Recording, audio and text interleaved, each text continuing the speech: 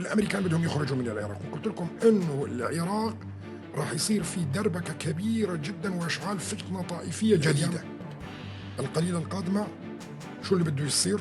هناك ضربه قويه جدا على حزب الله من تصريح ترامب اللي قريته انا واللي انتم فهمتوه بطريقه مختلفه، وانا دائما بفهم بالطريقه مختلفه تماما، انه سيتم التخلي عن احمد الشرع وراح يقلبوا الاوراق او الطاوله في سوريا الاتراك. نعم، راح يقلبوا الطاوله في سوريا. فالتقارير المخابراتية الإسرائيلية هي تقارير حقيقية، والشعب الإيراني نفسه اللي هو يعني محسوب على الفرس أيضا نفس الشيء متذمر جدا من حكومة الملالي وبس بده يخلص. صحيح 100%. ممكن تتبدل الخطط من هنا لهناك، تتأجل منطقة إلى منطقة قبلها، ممكن يصير الضرب على سوريا قبل لبنان، ممكن هذا كل شيء وارد.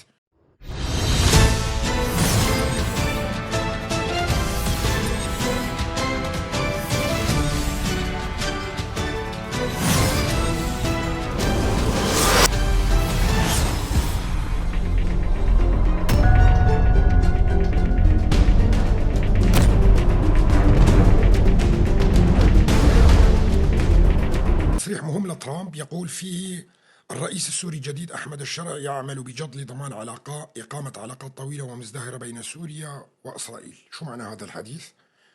أنه أحمد الشرع يعمل بجد لضمان إقامة علاقات طويلة ومزدهرة بين سوريا وإسرائيل. شوفوا، أنا بقول لكم إياه من خلال خبرتي بترامب والتصريحات هاي اللي بيلقيها. معناته أحمد الشرع باي باي، معناته عم بيغطي على إسرائيل لضربة قوية كبيرة جدا رح تحصل على أحمد الشرع. وترامب هذا اسلوبه دائما بالتمويه. شفنا ضربات على ايران، شو كان يحكي؟ ما في ضربات على ايران، ونحن مع ايران، ونحن قريبا سنوقع اتفاقيه وانتهى الموضوع وكذا. وطب فجاه بلشت اسرائيل بضرب ايران، والتصريحات كانت في وادي والفعل كان بوادي اخر مختلف تماما.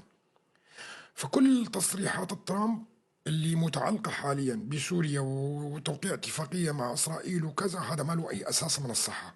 هذا ما له أي أساس من الصحة. هو بيمهد دائما عكس أقواله، وبيمهد الجو للضربات القادمة الإسرائيلية. اليوم كان توم باراك موجود في العراق، وحذر حسب التقارير الأخبارية حذر العراق من أنه هناك ضربة إسرائيلية لحزب الله، والضربة الإسرائيلية هاي لازم انه ما تتدخلوا كحشد شعبي وفي لبنان نهائيا.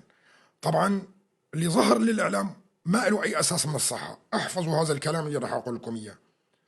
نعم، هو راح يضرب حزب الله، اسرائيل راح تضرب حزب الله، لكن هناك هدف اخر ما هو حزب الله. هو الكتائب السنيه الموجوده في طرابلس والقاده تبعيه السنه الموجودين في طرابلس اللي راح يضربها نتنياهو قريبا. والهدف الاخر هو اخذ ضفتي نهر الإيطاني، دافش حزب الله إلى عمق لبنان وأخذ ضفتي النهر، وهذا هو اللي المهم. نعم، جماعة أحمد الأسير، لأنه بالنسبة إلى إسرائيل جماعة أحمد الأسير أخطر من حزب الله نفسه. هذول جماعة مثل حماس بيكونوا على قريبين منه.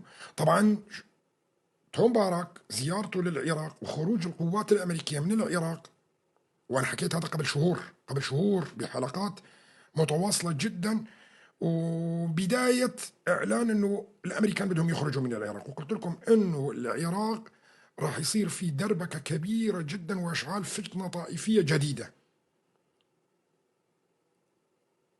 راح يكون في العراق فتنة طائفية جديدة. كيف بدهم يشعلوها؟ شلون بدهم يشعلوها؟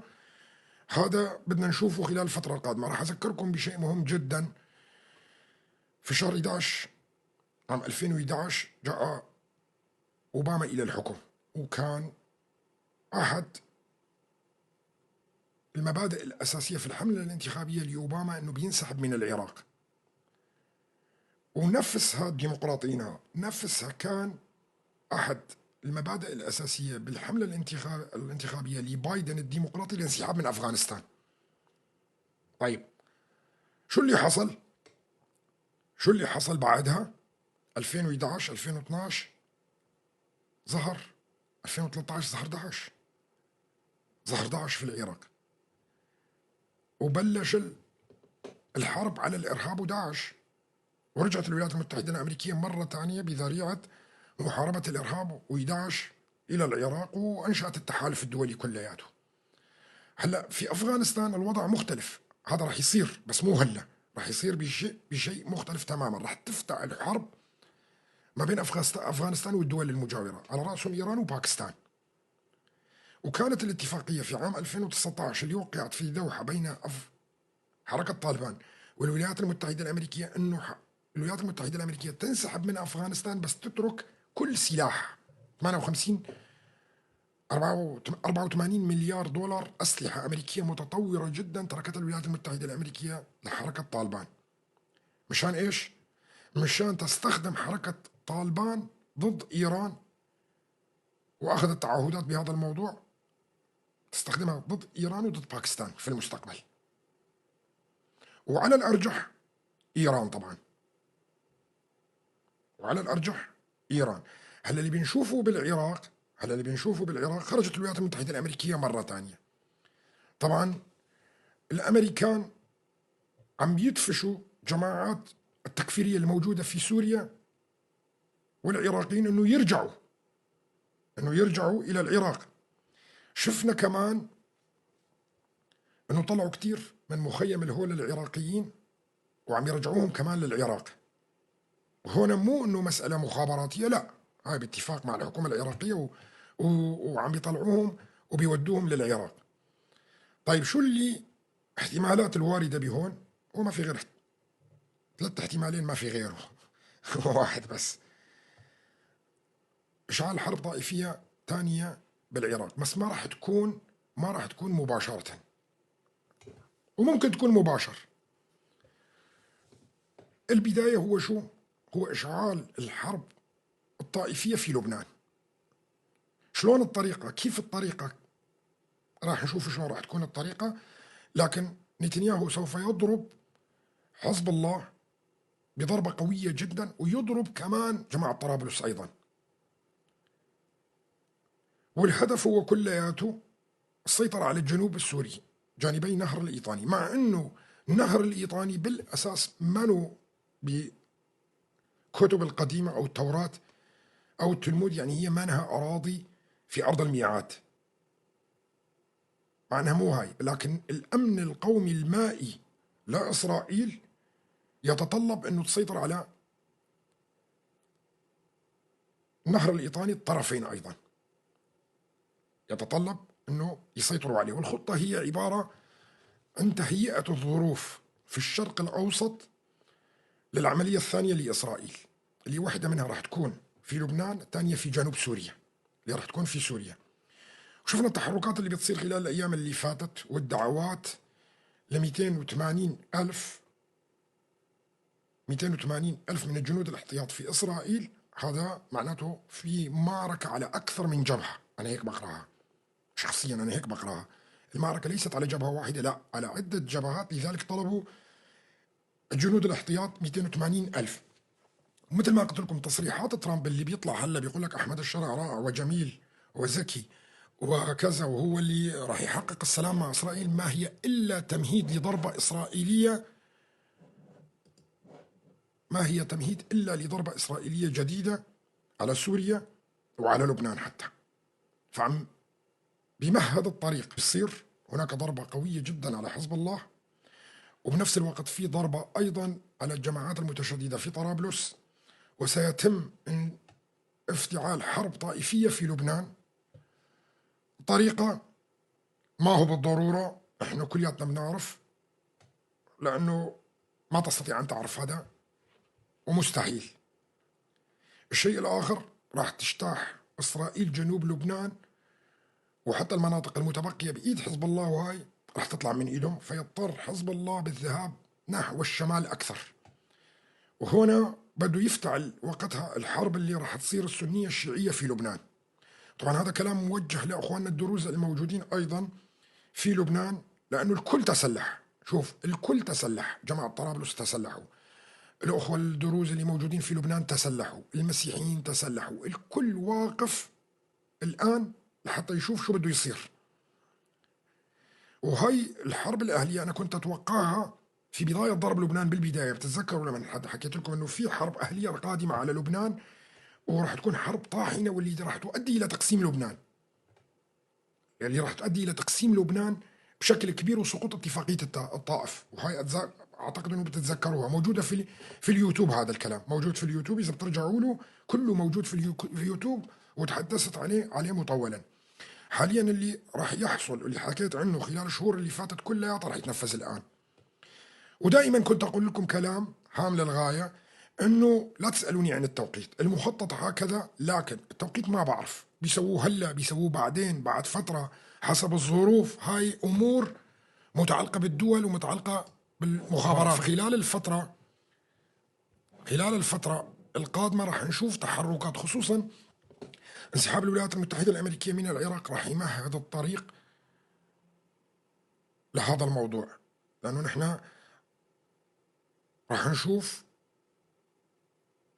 الكارثة القادمة في المنطقة كلها، واللي راح يتطبق فيها البافر ستيت أكثر. طبعا هذا أمر هام للغاية. بدنا نعرف كمان أنه الشرق الفرات ما مستثنى من البافر ستيت القادم، وهناك هجمة راح تكون قوية جدا جدا خلال الأسابيع القادمة على شرق الفرات، هجمة قوية جدا. وقلت لكم الأتراك سيرمون بآخر أوراقهم، الأتراك سيرمون بآخر أوراقهم.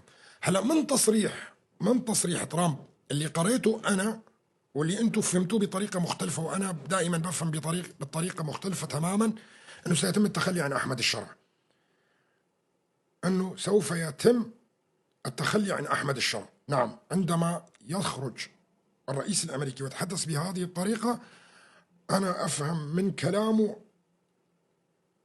رسالة أخرى، أنه أحمد الشرع فشل، لا يوجد هناك اتفاق إسرائيلي نهائيا. وخرجت إسرائيل بكل وضوح، نتنياهو قالها أكثر من مرة، أنه الأتراك أفشلوا الاتفاق الأمني اللي كان راح يوقعه أحمد الشرع مع إسرائيل. فعلى أي أساس يطلع ترامب ويتكلم هذا الكلام، إلا أنه يكون تمويه لضربة إسرائيلية قادمة، وراح تكون قوية على سوريا أيضا، وراح تكون على لبنان. وبعد لبنان وسوريا يبدو الصورة هيك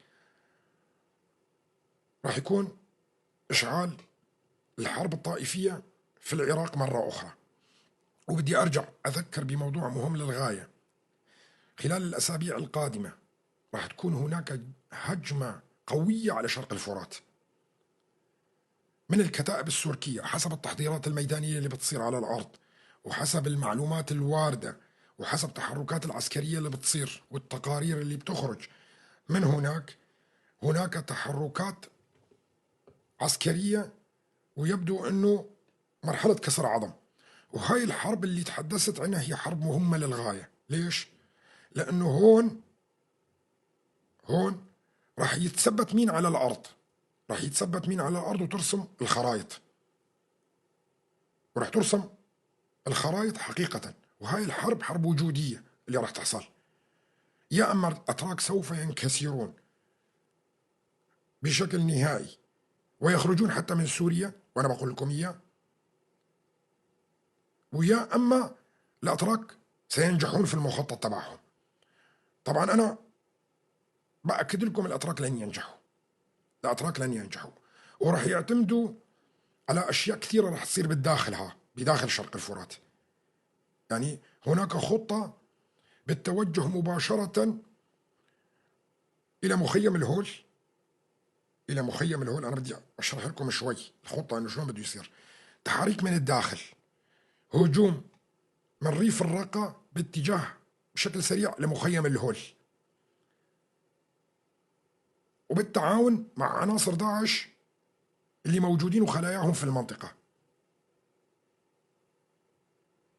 وهاي الخطة تبعيتهم. لا تنسوا أنه أخته للشيباني موجودة في مخيم الهول، واللي عمل المستحيل لحتى يطلقوا سراحة ما أطلقوا سراحة. طبعا مخيم الهول تحت إيد التحالف. هلا هون بدنا نشوف التغير الكبير اللي راح يصير من موقف التحالف. أنس خطاب، نعم. وراح نشوف الموقف الخطير والانعكاس اللي راح يصير. ولا تفكروا هذا الكلام كلياته حاسبين حسابه وواصل لتحت، وفي شغلات كتيرة تانية ما راح أقولها، محسوب حساب كل شيء، محسوب حساب كل شيء.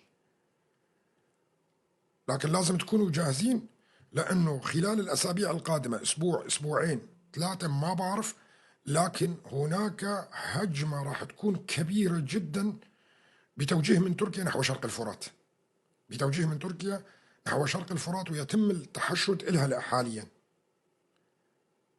وهذا اللي مبين على أرض الواقع، هذا اللي مبين على أرض الواقع. طيب، هل إسرائيل راح تضرب حزب الله قبل 31 الشهر؟ أنا أعتقد نعم، أنا أعتقد نعم، قبل 31 الشهر وقبل انتهاء المهلة. إسرائيل لن تضرب فقط حزب الله، لا، راح تضرب الإسلاميين والكتائب الإسلامية اللي موجودة في طرابلس، وراح تضرب أيضا جنوب سوريا، وراح تضرب جنوب سوريا. وهنا راح تنخلط الأوراق بشكل كبير، هنا راح تنخلط الأوراق بشكل كبير عشان تعرفوها. وهذا أمر مهم للغاية. وأنا تقصدت أني ما أتحدث بهاي المواضيع إلا ما يقرب الموضوع تقريبا. طبعا اليوم تقرير مخابراتي إسرائيلي هام للغاية يقول فيه بأنه حياة أحمد الشرع في خطر من المجموعات الإرهابية اللي معارضة له. وطبعا إسرائيل تدرك تماما أنه أحمد الشرع ما بإيده سلطة، أحمد الشرع لا يملك أي سلطة في سوريا حقيقة، والكتائب اللي موجودة راح تعمل عليه انقلاب في أي وقت. وهاي الورقة قلت لكم إياه من سابقا بأنه الأتراك راح يستعملوها ضد أحمد الشرع إذا حسوا بأنه أحمد الشرع يخرج من إيدهم، وراح يقلبوا الأوراق أو الطاولة في سوريا. الأتراك نعم راح يقلبوا الطاولة في سوريا. فالتقارير المخابراتية الإسرائيلية هي تقارير حقيقية أن هناك خطر على حياة أحمد الشرع نفسه.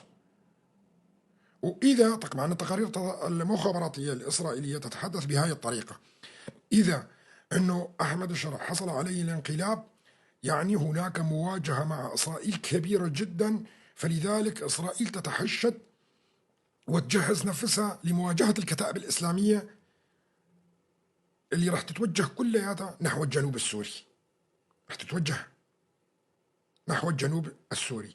يعني في حركتين راح تحصل بنفس الوقت حتى لو ضل أحمد الشرع. شوف المؤامرة اللي حصلت امبارح في السويداء كانت مؤامرة خطيرة جدا، قبل يومين كانت مؤامرة خطيرة جدا ما نشر كثير منها على الإعلام، لكن الخطة كانت هي ضرب قلب السويداء بتفجيرات انتحارية إرهابية، ومن ثم دخول الإرهابيين واستغلال الفرصة عن طريق عملاء كانوا موجودين في قلب السويداء.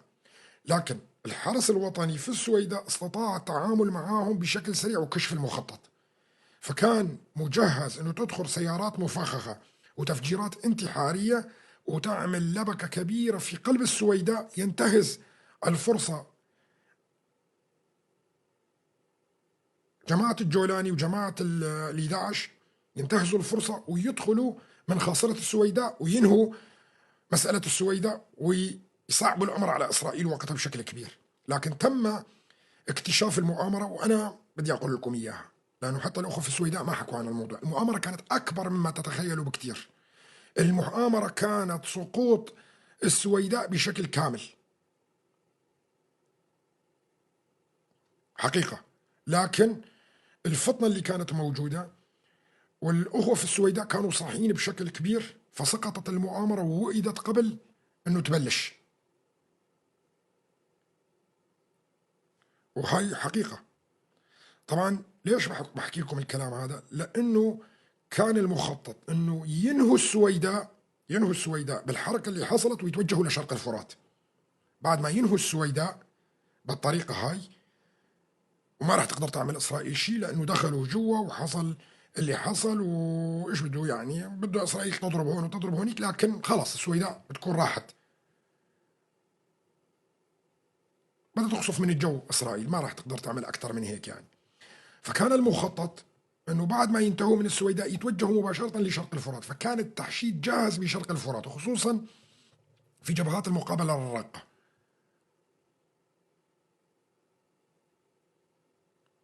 خصوصا في الجبهات المقابلة للرقة. لكن المخطط اللي حصل فشلوا الآن في السويداء.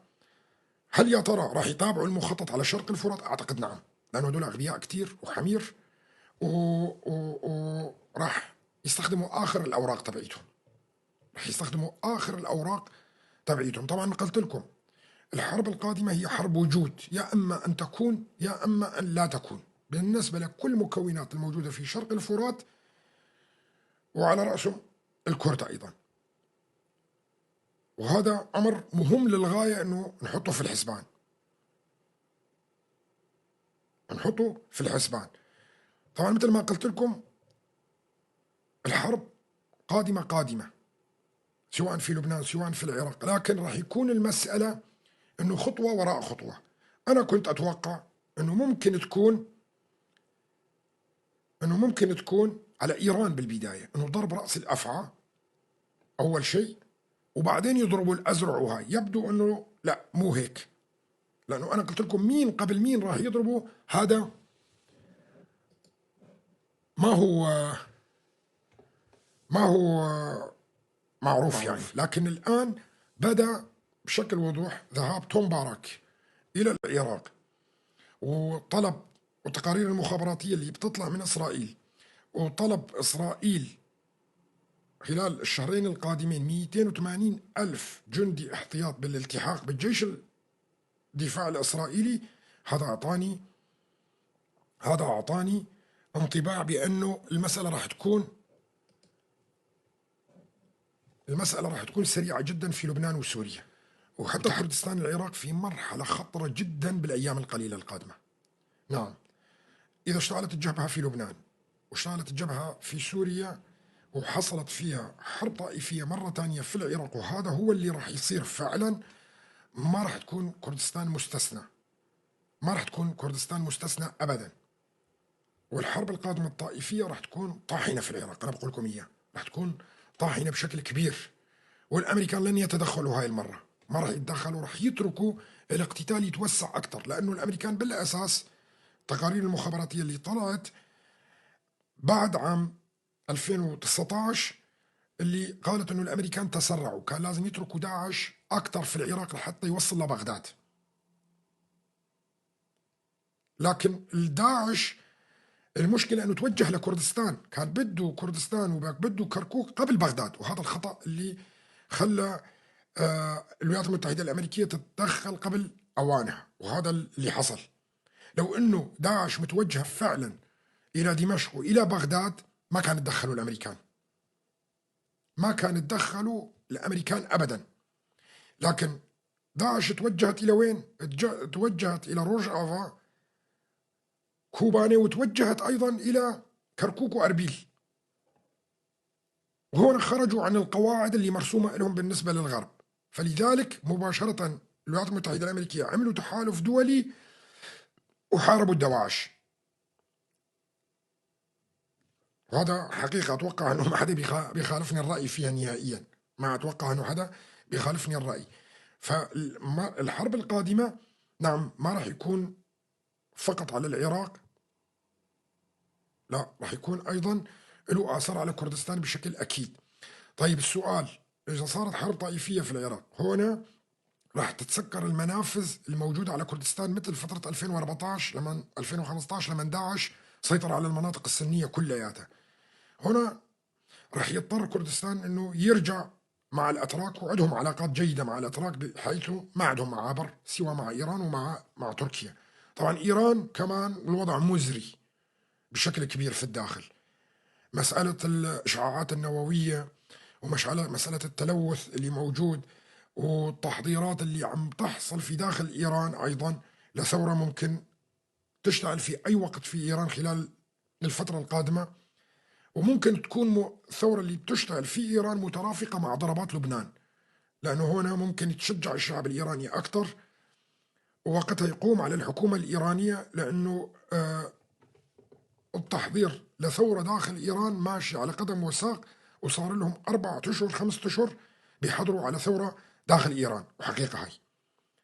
فالكرد متحضرين، والأذريين متحضرين، والعرب الأحوازيين متحضرين، والبلوش متحضرين، والشعب الإيراني نفسه اللي هو يعني محسوب على الفرس أيضا نفس الشيء متذمر جدا من حكومة الملالي، وبس بده يخلص، بس بده يخلص.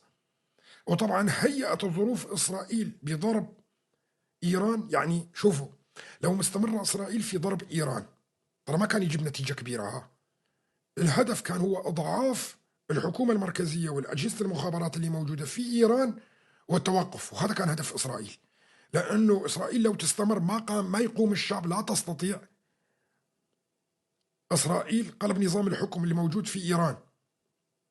فشو سوت إسرائيل؟ قامت ضربت النظام وأضعفته بشكل كبير، وأضعفت البنية التحتية أيضا لحتى الشعب يتذمر أكثر، مشان إذا صارت ضربة تانية أو أي فرصة الشعب الإيراني نفسه راح يقوم على الحكومة الإيرانية. وهذا كان هدف إسرائيل. الهدف لم يكن إسقاط النظام الإيراني أو ضرب إيران ضربة مميتة. فحتى نكون فهمانين كويس إنه لا تستطيع من الجو إنك أنت تقلب أي نظام حكم في العالم، لا تستطيع من الجو إذا ما عندك قوات على الأرض. يعني الضربة الإسرائيلية كانت على إيران لتمهيد لثورة إيرانية في المستقبل القريب وليس البعيد، وما كان هدفها إسقاط النظام الإيراني. ولا تستطيع إسرائيل من الجو إسقاط النظام الإيراني إلا بشهور طويلة جدا بدك كل المعسكرات والمنشآت العسكرية والمخابرات، وهذا مكلف جدا ومطول بشكل كبير. وإسرائيل كمان كانت تقصف عفوا إيران كمان كانت تقصف الداخل الإسرائيلي، وهذا ثمنه راح يكون كان أغلى بكتير. فهو العملية كلها كانت إيش؟ ضرب إيران، ضرب الحكومة الإيرانية، إضعاف البنية التحتية الموجودة، تنظيم الشعب الإيراني لنفسه مرة ثانية، والتجهيز لثورة تحصل داخل إيران. وحققت أهداف الولايات المتحدة الأمريكية وإسرائيل. وشفتوا أنتم التمهيد اللي كان بيحصل من الولايات المتحدة الأمريكية للضربة الإسرائيلية، اللي كان يطلع ترامب كل يوم بيقول لك الشعب الإيراني شعب رائع ويجب أن يعود إلى تاريخه، وما في ضربة ولا شيء، والإيرانيين توصلنا إلى اتفاق وراح ينحل خلال الأيام القليلة القادمة. وحتى المهلة ما كملوها، حتى المهلة كان في مهلة لإيران ما كملوا المهلة. جاءت الضربة الإسرائيلية قبل انتهاء المهلة بفترة شهر، صح ولا لا؟ طبعا الآن في مهلة لحزب الله لحتى 31 الشهر، يعني رأس السنة. هل إسرائيل ستضرب حزب الله قبل المهلة كما فعلت مع إيران؟ أنا أعتقد نعم، أنا أعتقد نعم. فلن تنتظر إلى 31 الشهر لحتى تضرب حزب الله في لبنان، لا. وهاي المهلة أساسا هي مدة وهمية، مدة وهمية. فرح نشوف ضربات سريعة، ممكن بكرة، بعد بكرة، الأسبوع الجاي، كذا ممكن.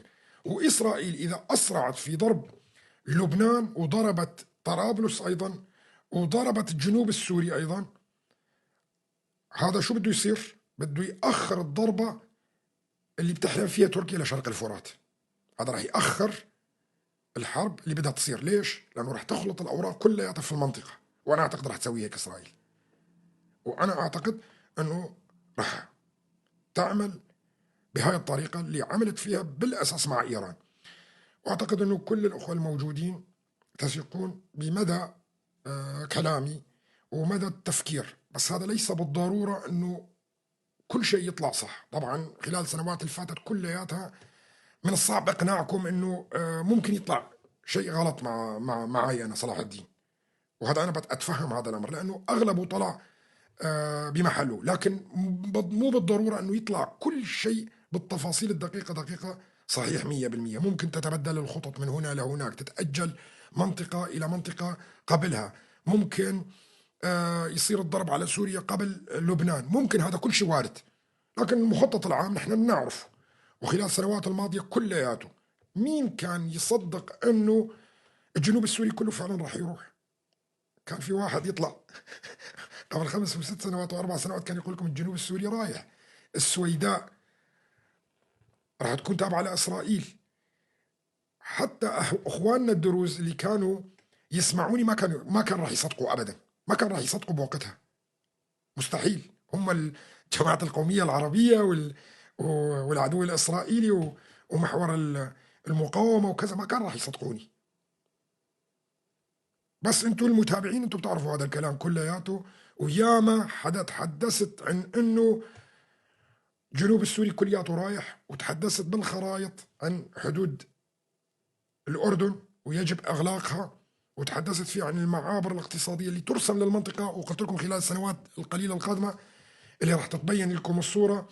وكمان تحدثت بشكل واضح وصريح ويمكن عشرات المرات عن انهاء لبنان، انهاء لبنان من الخريطة بشكل كامل، والحرب الأهلية القادمة في لبنان، والضربات على حزب الله قبل أن تبدأ، وحتى مسألة حسن نصر الله أنه راح يقتل. ما حدا كان يصدق، قلت لكم نعم. واللي بيعرفوني من كل هالفترة هاي بيعرفوا مدى دقة الكلام اللي تحدثت فيه خلال السنوات اللي فاتت كلياتها. وبرجع بقول لكم المخطط هو ماشي هو نفسه اللي تحدثت فيه قبل سنوات طويلة جدا، لكن يختلف في التفاصيل من منطقة إلى أخرى بحسب الظروف. واللي بيظن أنه أمريكا معنا مع نتنياهو مثل ما بيحكوا هلا، مثل يحذر ترامب أنه هناك خلاف إسرائيلي مع أحمد الشرع، هذا الكلام كلياته تمهيد وتمويه من ترامب وتهيئة الظروف الكاملة لإسرائيل لضرب جنوب لبنان. ولا ما كان طلع تحذير للحكومة العراقية من أكثر من مكان، الأمريكان وآخر زيارة الحالية لتوم بارك إلى العراق، وبيحذرهم في حال ضربت إسرائيل حزب الله وضربت طرابلس أنه يتدخل أحد من الحشد الولائي الموجود في العراق. وهذا تحذير كان واضح وصريح. المفارقة هنا أنه ما ذكروا طرابلس، بس أنا اللي بذكر لكم إياه، وأنا اللي بقول لكم إياه. نعم، الضربة راح تكون على طرابلس، ومن بعدها إسرائيل ستضرب جماعة الإخوان المسلمين نفسهم أيضا، جماعات إخوان المسلمين التابعين للجهاد الإسلامي. شو بيفرق إخوان المسلمين اللي موجودين في سوريا عن حركة حماس نفسها؟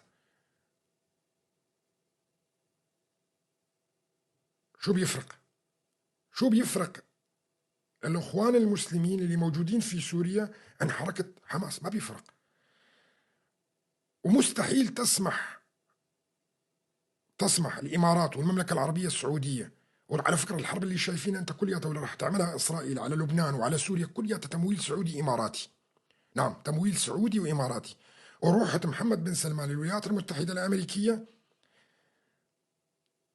مشان يدفع الفاتورة، وهي حقيقة. وبعد ما راح محمد بن سلمان بيومين على الولايات المتحدة الأمريكية طلع ترامب وبمشروع وضع الإخوان المسلمين في قوائم الإرهاب. طيب سؤال، هل كان مشروع إخوان المسلمين في قوائم الإرهاب على جدول أعمال الكونغرس الأمريكي؟ بالأساس كانت الكونغرس الأمريكي مهيئ. احنا بنعرف انه اي قرار يطلع من الكونغرس الامريكي يحتاج الى شهور ومداولات، واذا حتى عامل التواليت اللي موجود في الكونغرس ما كان موافق عليه ما بيطلع اي قرار. وهذا الشيء بنعرفه وتحدثنا عنه بشكل سريع. شلون يهيئ مشروع خلال 48 ساعة ويقدم للكونغرس الأمريكي، وتطلع ولاية تكساس بتحط أخوان المسلمين أول شيء بقوائم الإرهاب، ويرتفع مباشرة إلى الكونغرس الأمريكي ويوافق عليه الرئيس؟ طيب تذكروا كلمة قلت لكم إياه، أنه أهم ولاية في الولايات المتحدة الأمريكية هي ولاية تكساس، وعندما تضع ولاية تكساس أي قرار مباشرة يذهب القرار أيضا ويعمم على الولايات المتحدة الأمريكية. وفي تجارب كثيرة في العالم على هذا الموضوع اللي حصلت سابقا. ولما طلع من ولاية تكساس، طبعا أنا قبلها بأسبوعين 3 كنت قايل بده يحطوا أخوان المسلمين في قوائم الإرهاب.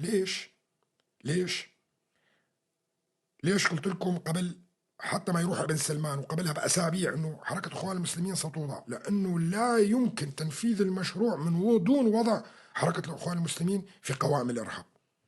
وهي خدمة لإسرائيل طبعا، مشان تركيا، خدمة لإسرائيل.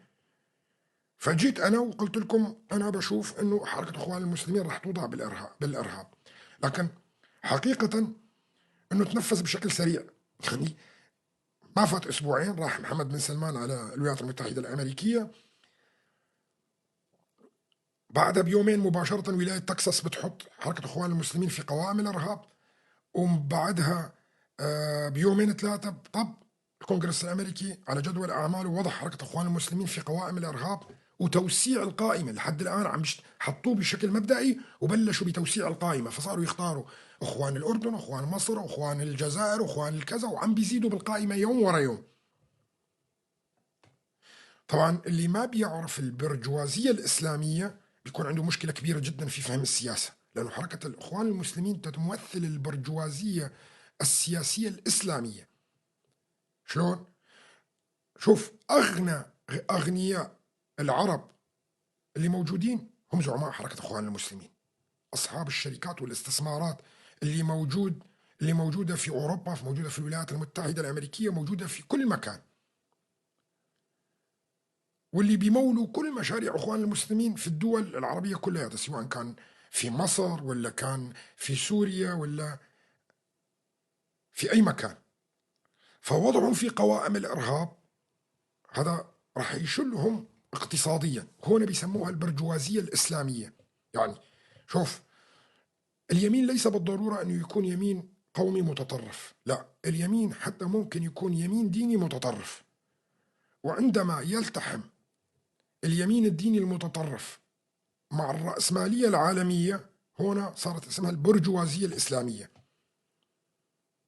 فحركة إخوان المسلمين هي حركة برجوازية إسلامية، وتشتغل على إيش؟ على رأس المال. وأنتم بتعرفوا أنه شقد عندهم إمكانيات مادية هائلة جدا. وحتى يمكن شفتوا أنتم بعد ما مات هنية وما هنية وهدول كم طلعت أخبار عن ممتلكاتهم بمليارات الدولارات في البنوك التركية وبنوك الإيرانية وغيرها وغيرها. وهذا على مستوى بسيط جدا، لكن الأسماء اللي هي خلف الظل أسماء كبيرة جدا، ويعتبرون من رؤساء الأموال على مستوى العالم، واللي بيمولوا كل المشاريع طبعا الحركات الإسلامية في العالم كلياته. ووضعهم في قوائم الإرهاب يعني شلل للحركة الاقتصادية والتداول اللي كان يحصل ما بيناتهم وشركاتهم الوهمية اللي كانوا عاملينها في العالم كلياته. وهنا أمر مهم للغاية. بعطيكم معلومة كمان هامة للغاية مشان تعرفوا، يلي منقذ الاقتصاد التركي دائما هو مال الإخوان المسلمين. يعني وضع حركة إخوان المسلمين في الإرهاب وتجميد تحركاتهم المالية هو حصار على الاقتصاد التركي، هو حصار على الاقتصاد التركي مشان تعرفوها، مشان تعميق الأزمة داخل تركيا أكثر.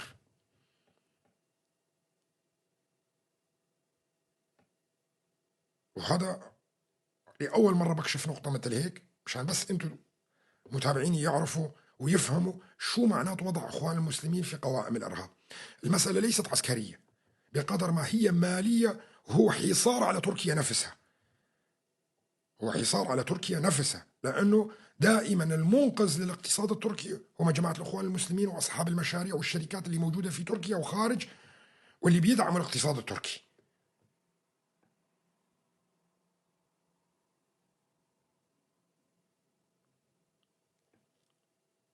وهي نقطة مهمة جدا.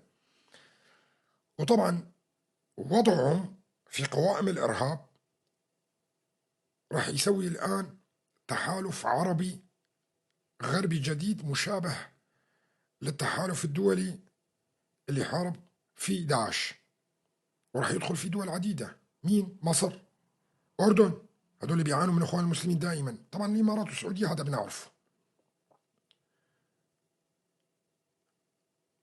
فراح نشوف شكل جديد من تحالف دولي عربي اللي راح يكون نواة مشابهة إلى نواة حلف مثل حلف بغداد سابقا في عام 1957. مين بيعرف حلف بغداد؟ قبل بعهد عبد السلام عارف. اللي حصل انه كان هناك حلف عربي غربي بده يصير، لكن تم افشال هذا الحلف من مين؟ من سوريا ومصر. فشو صار؟ راح الغرب سوى حلف الناتو، ولا كان بالاساس حلف الناتو راح يكون يضم دول عربيه وهي كلها كانت ضد الاتحاد السوفيتي وقتها، ايام نوري السعيد. نعم، ايام نوري السعيد. ففشل حلف بغداد اللي كانت اسرائيل ضمنه، على فكره مشان تعرفوها، حتى اسرائيل كانت ضمن حلف بغداد، لكن اللي افشلوا سوريا ومصر وقتها بسبب اسرائيل. فتوجه الغرب الى انشاء حلف الناتو او حلف شمال الاطلسي كان اسمه قبل حلف الناتو، بعدين صار اسمه بالتسعينات حلف الناتو بعد ما دخلت دول عديده من دول الاتحاد السوفيتي الى حلف شمال الاطلسي، وتحول اسمه الى حلف الناتو وقتها، لانه صارت دول كثيره ما لها مطلع على المحيط الاطلسي داخل الحلف، فغيروا الاسم الى حلف الناتو.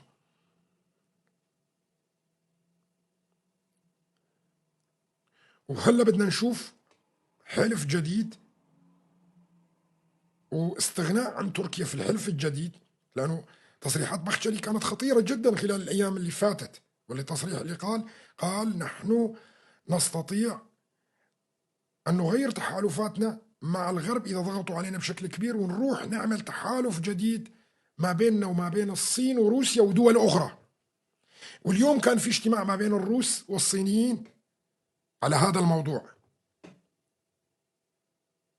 واليوم كان في اجتماع ما بين الروس والصينيين على هذا الموضوع، وكان في ايضا مناورات عسكريه كبيره جدا في كوريا الشماليه، اللي عم بتقدم اوراق اعتمادها انه انا ايضا جاهزه لاي حلف يصير بين روسيا وتركيا والصين. فبتقدم كوريا الشماليه ايضا اوراق اعتمادها انه انا كمان جاهزه بهذا الحلف وانا دوله نوويه، وهيك بتتخلص كوريا الشماليه من العقوبات الامريكيه اللي حاصله عليها ايضا. هذا امر مفاجئ وخطير جدا. واذا اضطرت تركيا، نعم، في سبيل انه تحافظ على نفسها وتحافظ على دولتها، انه ممكن تتخلى عن الحلف الغربي. نعم، لانه الغرب حاصروها من كل الجهات. وقلت لكم حتى مساله وضع حركه اخوان المسلمين في قوائم الارهاب هي عقوبات اقتصاديه على تركيا، لانه حركه اخوان المسلمين او البرجوازيه الاسلاميه هي اكبر الداعمين للاقتصاد التركي.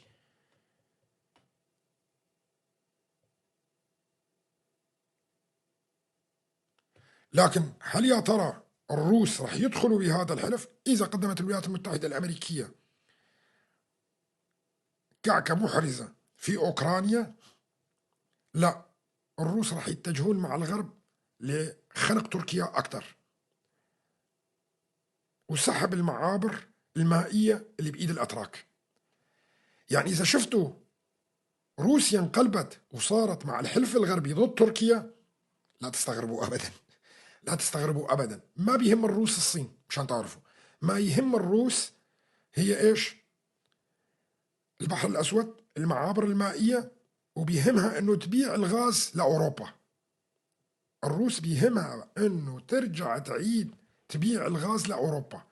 لمين بدها تبيع إذا كان أوروبا قاطعت الروس وأمريكا مقاطعة الروس والدنيا كلها مقاطعة الروس، مين بدها تبيع الغاز تبعها؟ لوين بده تبيع روسيا؟ ما بتقدر.